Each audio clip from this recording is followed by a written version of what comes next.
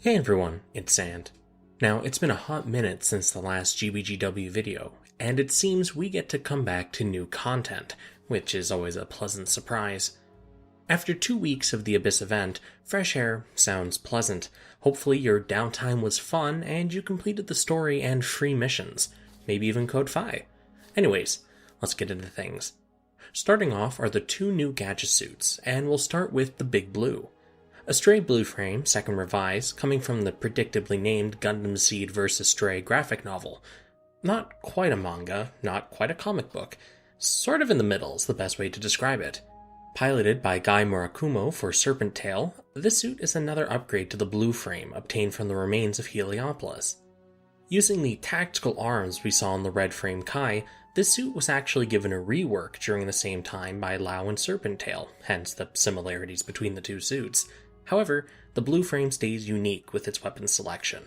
On that note, the blue frame here comes with 1 Eaglestellan turret set, which is standard for the Astray models, 6 Armor Schneider combat knives, 1 Gatling gun, which is mounted to the tactical arms on the back, and obviously the tactical arms too. Now, there's multiple forms for this, much like with the red frame Kai. You have flight mode, you have sword mode, where all the back parts of the tactical arms actually fold together into a 20-meter large sword, also known as Big Blue. It has sword arm mode, where the blades are actually attached to the frame's arms, and they generate beam blades. It has Gatling form, where the arms detach and the Gatling gun detaches and forms a mount for the Gatling gun, acts as a balance and heat sinks. And lastly, Gatling arm. The Gatling gun is pretty much mounted onto the arm, lowers the accuracy, gets rid of the heat sinks, but it's also a lot less bulky and easier to wield. It's a really neat suit overall. Actually, the entire Astray frame series has some cool stuff in it. I wonder when we'll see different variations of the pilots and not just suits. Our final gadget suit today is the Age FX. Rejoice, all 3 fans, for your series is getting attention. Oh, okay, I'm kidding. There's obviously more than 3 fans, but I know more people who like G-Fighter than Age. Sorry, Crow. Someone had to say it. Coming from Mobile Suit Gundam Age, who could have guessed, this successor to the Age 3 is piloted by Kyo Asuno, grandson of Flit Asuno. Remember him? Blue-haired kid we got months and months back? He's a grandpa already. Feeling old yet? Okay, bad jokes aside. The suit's actually heckin' sweet. Agile, core fighter system, physical funnels, and packing an oversized compensator rifle, this white, blue, and green lad is hopefully going to follow in the footsteps of the Moon Gundam and give us something new. So what does the HFX actually have? Well, it has 2 beam sabers, 2 arm shields, 14 C funnels. Now these are cool. So they can act as physical blades, right, because they're physical objects, but they can also be attached to the forearms for melee combat, or used as floating bit shields. They can even surround the suit and create like a round spherical protection sphere. It's cool. They're neat little funnels. There's also the Stungle rifle. It sounds really weird. It's a large rifle. It can fire normal shots or charge shots, and these can go right through targets larger than itself, like just punching clean through. But it isn't hooked up to the suit's main power supply, so it has a limited amount of shots. It could be magazine based in the game. I think that'd be pretty cool, better than normal beam rifle regeneration, but we'll see. And lastly, the Daidal bazooka.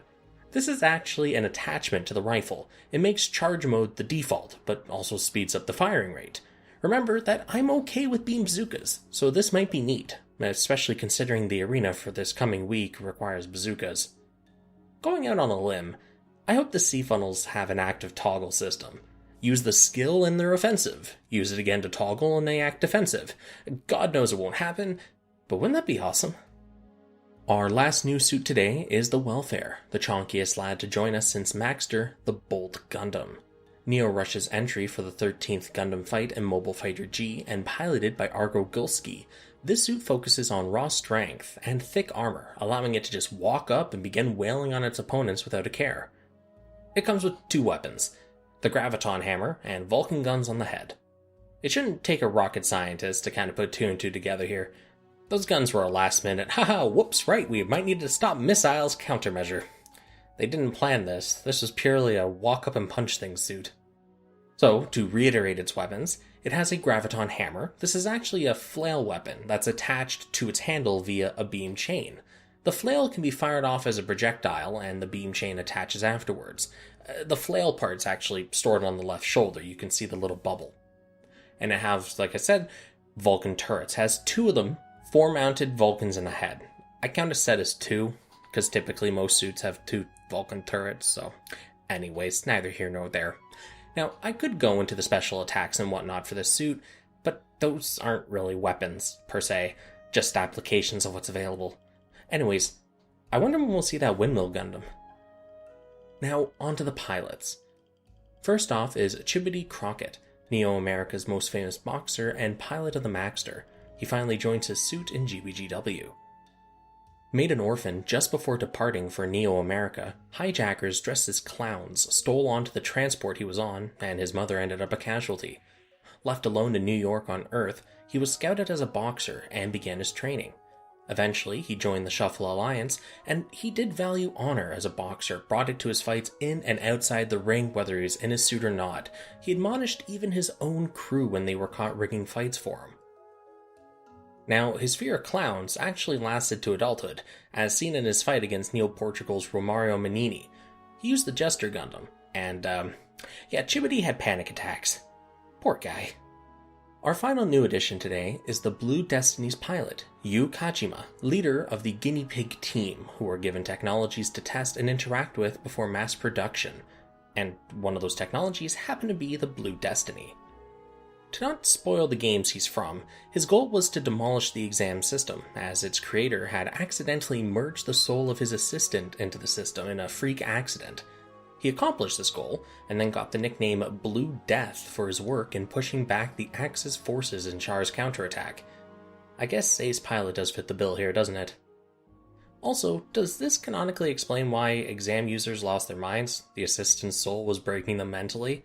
The assistant was also a new type, which explains the new type powers granted by exam.